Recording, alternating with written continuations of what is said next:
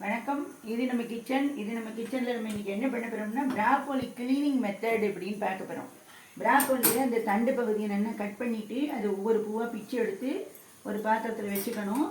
இதுமாரி ஒரு குறுகலான வெசிலில் நல்லா அந்த ப்ராக்கோலி முழுகிற அளவுக்கு ஜலத்தை விட்டு தேவையான அளவு கல் உப்பும் மஞ்சப்பொடியும் போட்டு அது அந்த வெந்நீர் கொதிக்க விட்டு வெந்நீரில் கரைஞ்ச உடனே இந்த ப்ராக்கோலியை போட்டு ஒரு 20 நிமிஷம் அப்படியே வச்சுட்டேன்னா அதுக்கப்புறமா அதை வடிகட்டி எடுத்து அப்புறம் ரன்னிங் வாட்டரில் அதை அலசணும்.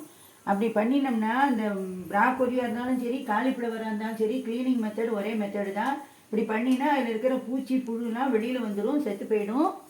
அதேமாரி நம்ம பண்ணணும். இந்த ப்ராக்கோலி வச்சு நிறைய டிஷ்ஷஸ் பண்ணலாம். இந்த ஃபேட்டி லிவர் இருக்கிறவங்களுக்கு இந்த ப்ராக்கோலி ஒரு அருமையான ஃபுட்டாக சொல்கிறாங்க டாக்டர்ஸ்லாம். நம்ம இந்த ப்ராக்கோலியில் நான் இன்றைக்கி வத்தக்குழம்பு பண்ணி காட்டலான் இருக்கேன். இது இந்த வத்தக்குழம்பு மெத்தட் நம்ம அடுத்த வீடியோவில் பார்ப்போம்.